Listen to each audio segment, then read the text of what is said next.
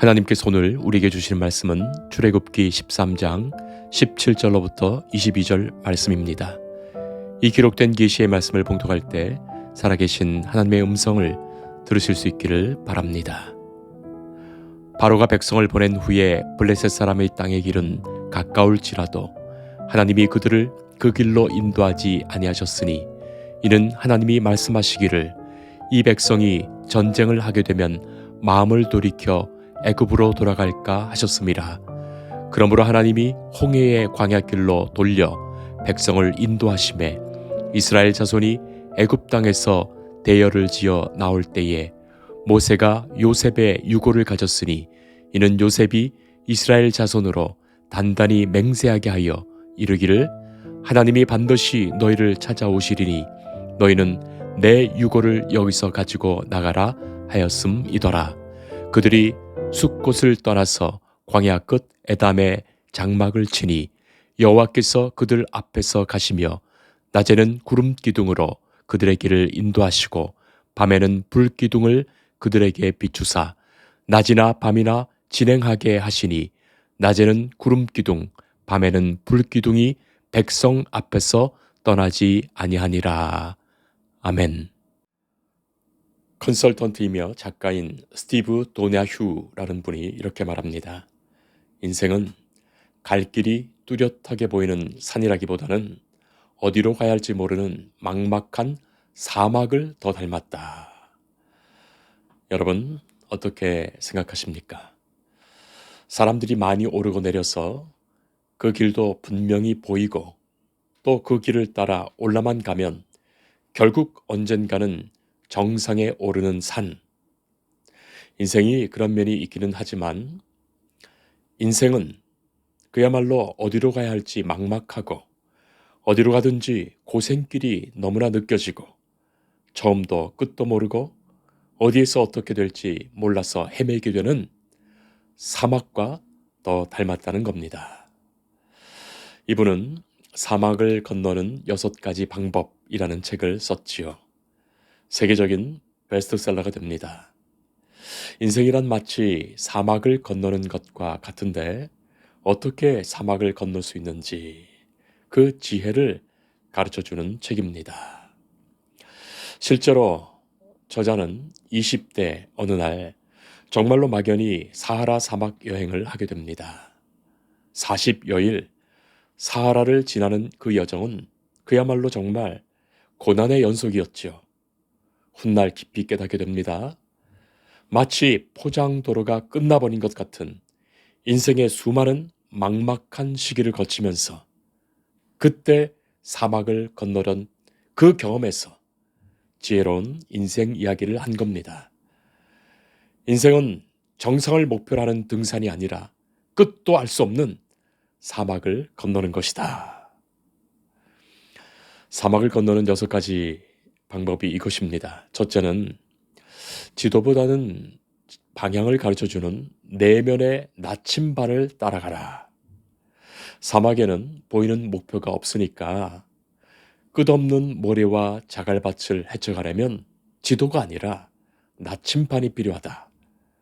그래서 우리 인생은 지도를 따르는 것이 아니라 올바른 방향을 따라 나가야 한다. 그렇게 말하지요. 그렇지 않으면 한참을 걸어서 뱅뱅 돌다가 결국 제자리로 돌아오게 된다. 그렇게 말합니다. 둘째는 오아시스를 만날 때마다 쉬어가라.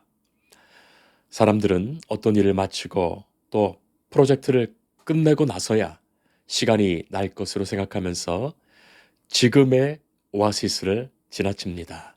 그러나 사막은 한없이 계속되니 지금의 오아시스에서 쉬어가라. 오아시스는 내가 지금 올바른 방향으로 나아가고 있는지를 점검할 수 있고 또 사막을 건너는 일에만 몰입하느라고 그동안 소홀히 했던 부분을 보충할 수 있다. 나에게 필요한 사색의 오아시스, 친교의 오아시스, 반항의 오아시스, 대화의 오아시스를 찾으라 말합니다. 셋째는 모래에 빠지면 자동차 바퀴에 바람을 빼라. 자동차를 타고 사막을 지나가다가 모래에 빠지게 되는 수가 있습니다. 그때 바람을 빼서 접지면을 넓히면 모래를 밟고 나올 수 있다는 거죠. 가끔은 스스로 정체 상태에 빠지기도 하고 슬럼프에 빠질 때가 있지요. 그럴 때 바람을 빼야 한다.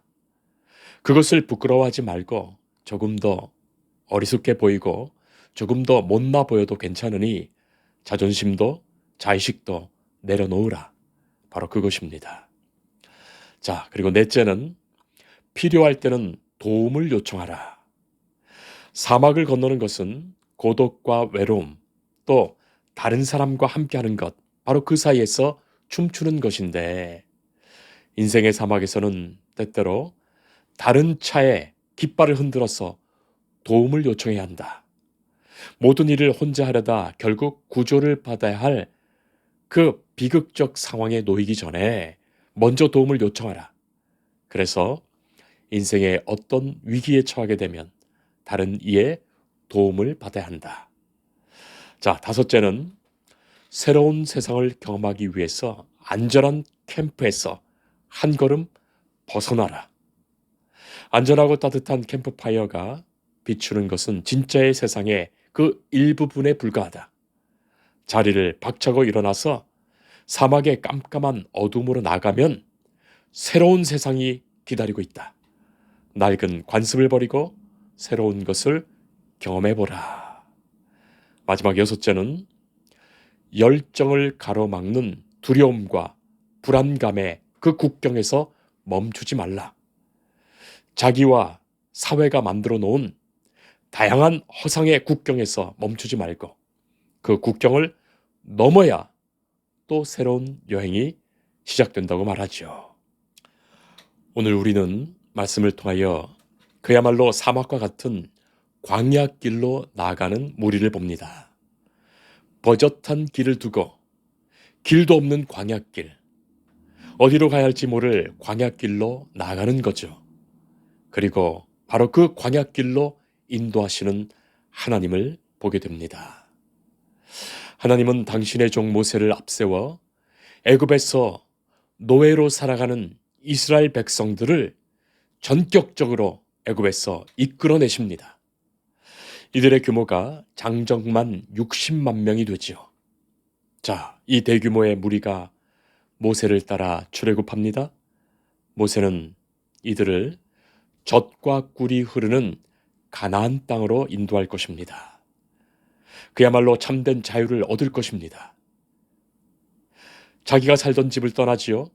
그래도 몇 가지 살림살이를 이고 지고 들고 나갑니다. 기르던 소와 양, 온갖 짐승들을 끌고 나왔습니다. 지난 400년간 노예로 살았던 바로 그 땅을 탈출해서 나오는 겁니다. 자, 그런데 어디로 가야 합니까?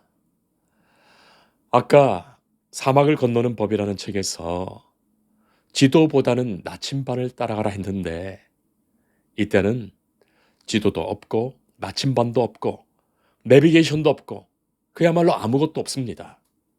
어디로 가야 합니까? 온갖 살림살이 짐을 싸들고 나왔는데 어디로 가야 할지 모릅니다. 무슨 여행 가이드가 있는 것도 아닙니다.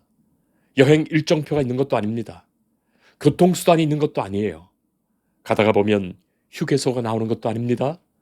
음식점도 없고 숙박시설도 없습니다. 심지어 화장실도 없고 쉴 만한 것도 없습니다. 무엇을 먹고 어디로 가야 합니까? 오직 하나님의 말씀밖에 없습니다. 하나님은 모세에게 말씀하시며 모세가 순종하며 이 백성을 인도할 뿐이에요. 자, 그런데 방향이 틀렸습니다. 문제가 바로 그것이에요. 가나안 땅을 가려면 이집트에서 북동쪽으로 지중해 연안을 따라 올라가야 합니다. 그래야 그곳에 길이 있죠. 오랜 세월 동안 사람들이 다니면서 지중해를 따라 무역을 했기에 그래도 사람들이 살아가면서 자연스럽게 생긴 그 해안길이 있었던 거예요. 자, 그 길을 따라가면 됩니다. 그러나 그 길은 지금 블레셋 사람들, 소위 해상 민족인 팔레스타인, 블레셋 사람들이 살고 있습니다.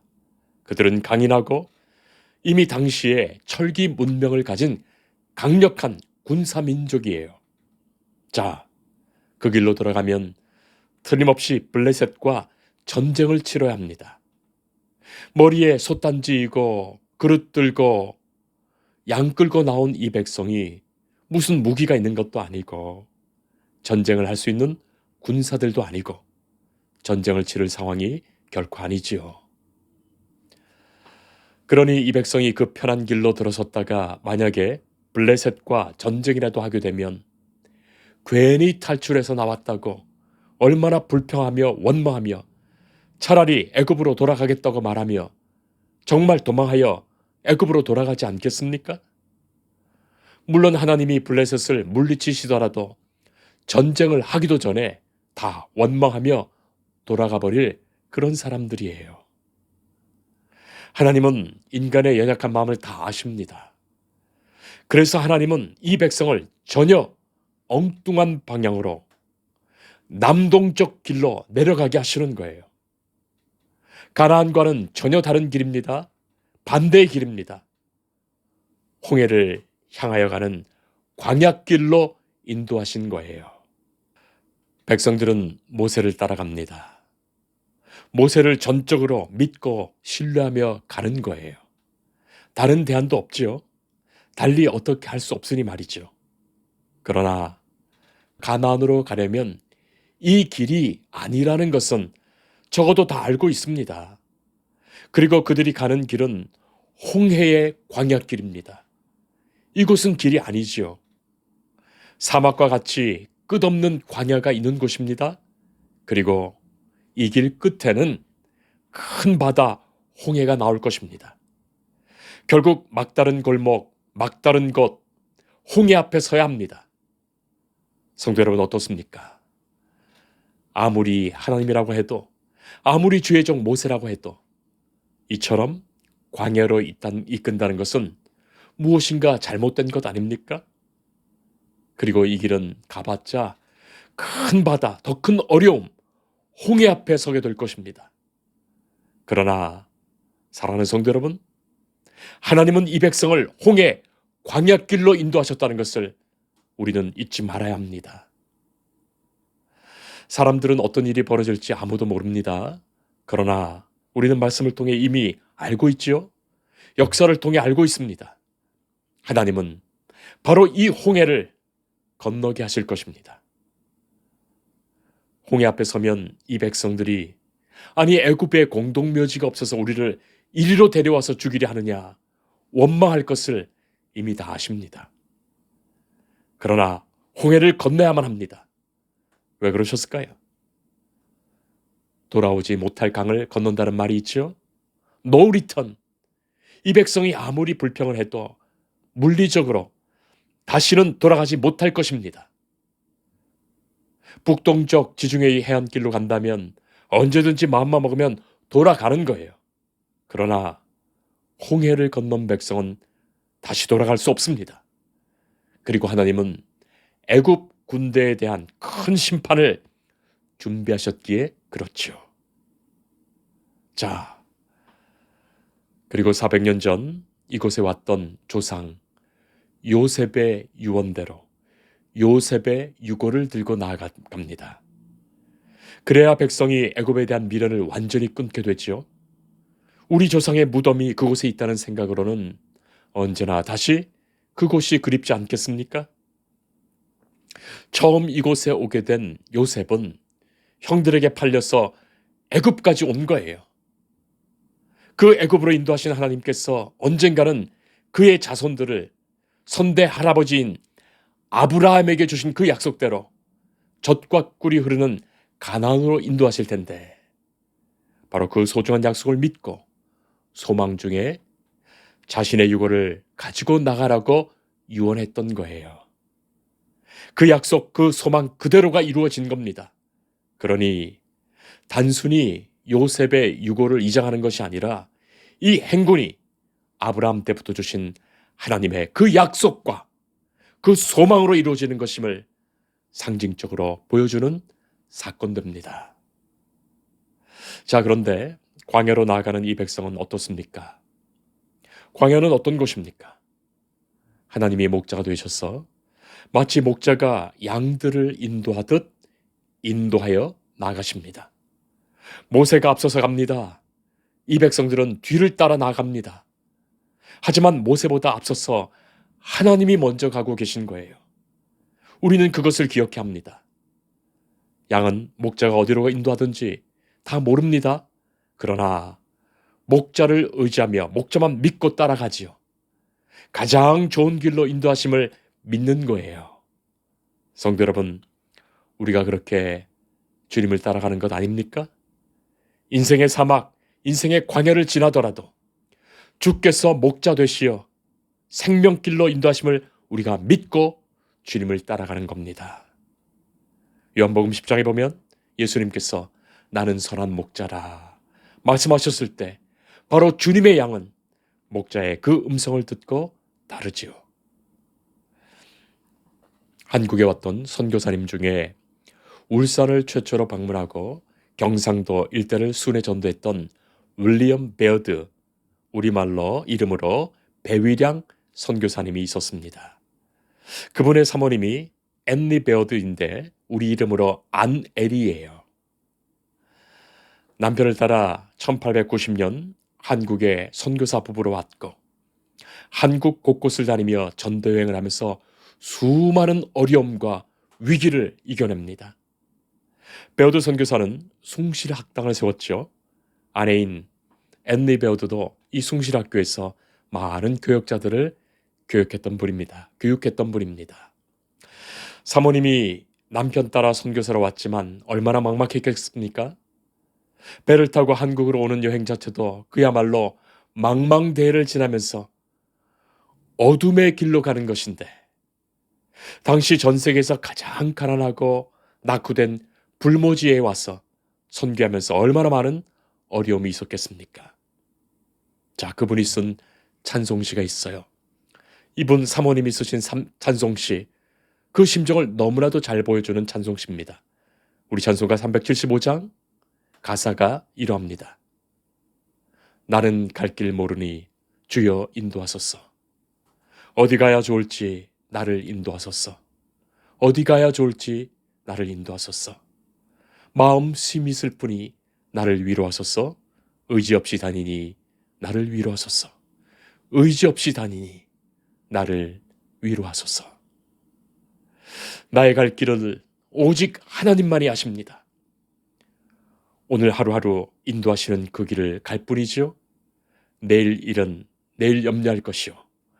오늘을 감사하며 주님 인도하시는 그 길을 가겠습니다. 이것이 믿음의 백성 자녀들이 가야 할 삶의 모습입니다.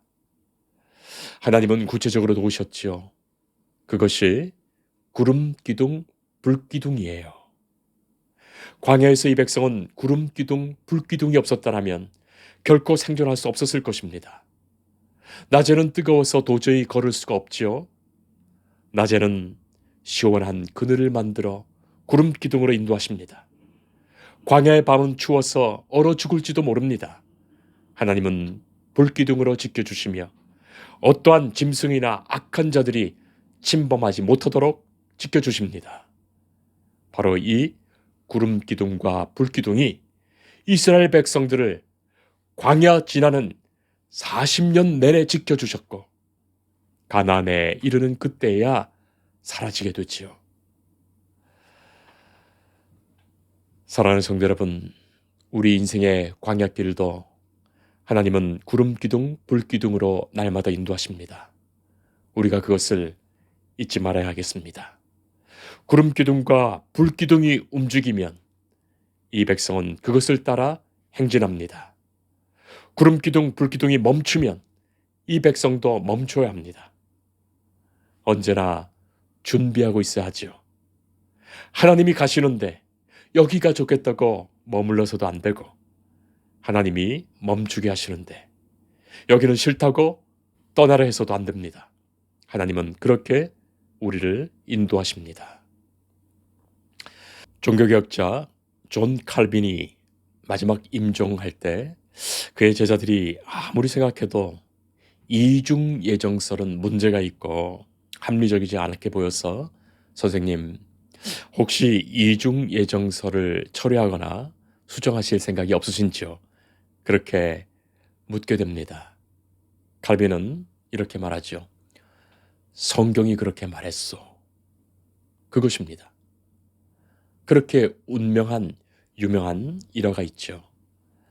하나님의 말씀이 그렇게 말했다면 우리는 이해가 되든 그렇지 않든 그것뿐입니다. 말씀이 가라 하시면 가는 것이고 말씀이 멈추라 하시면 멈출 뿐이라는 그것이지요. 사랑하는 성도 여러분, 우리 교회가 창립된 지 오늘로 1년 되었습니다. 교회를 개척한 지 1년 되었습니다. 1년 동안 그야말로 하나님은 기적적으로 인도하셨습니다. 날마다 기적의 역사였습니다. 그것 없이는 오늘 이 자리가 불가능했다는 고백을 하게 됩니다. 우리로서는 어떤 것도 다 알지 못하고 알 수 없지만 다만 주의 말씀이 우리를 인도하심을 믿고 그 말씀을 선포하며 말씀과 성령께 의지한 시간들이었습니다. 광야와 같은 우리 인생에 세워진 광야교회로 우리 교회가 구름기둥, 불기둥 같은 말씀으로 주의 성도들을 인도하는 하나님의 말씀이 살아있는 그 생생한 교회로 지켜주시고 역사하시며 인도하시기를 기도할 뿐입니다. 우리 모두는 주의 기뻐하시는 순하고 착한 양 되어 주의 말씀이 인도하시는 그 길을 승리하며 나아갈 수 있기를 축복합니다. 기도하겠습니다. 하나님 감사합니다. 주께서 우리를 광야로 인도하십니다. 우리는 다 알지 못하지만 하나님의 기뻐하시는 뜻이 있으시며 우리로 진정 하나님만을 의지하게 하십니다. 우리 각자의 인생길을 가면서 주의 말씀이 빛이 되어 구름기둥, 불기둥 되어 우리를 인도하여 주옵소서. 선한 목자를 따른 주의 양들로 살게 하시고 우리 교회가 광야 인생길에 세워진 살아계신 하나님의 말씀이 선포되는 그 교회로 온전히 세워주옵소서. 예수님 이름으로 기도합니다. 아멘. 주님을 늘 믿으며 그 손을 의지하고 내 몸과 마음을 바쳐서 끝까지 충성하리.